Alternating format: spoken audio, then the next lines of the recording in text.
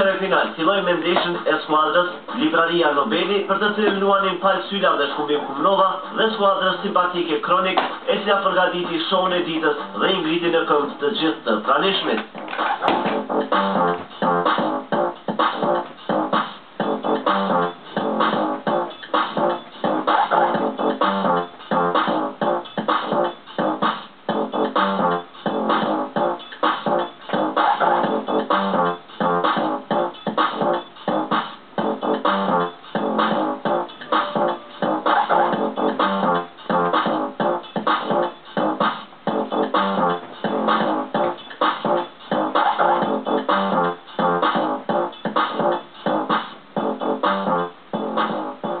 Ishte kjo një ndeshje jashtëzakonisht atraktive në të cilën të rinjtë e skuadrës Kronik filluan të luajnë basket tipik të rrugës, ndërsa edhe veteranët në krye me Bim Kumnovës treguan se nuk i kanë harruar shkatësitë e tyre. Megjithatë, në fund Nobeli arriti të shënojë fitore bindëse me rezultat 9-4 për të depërtuar në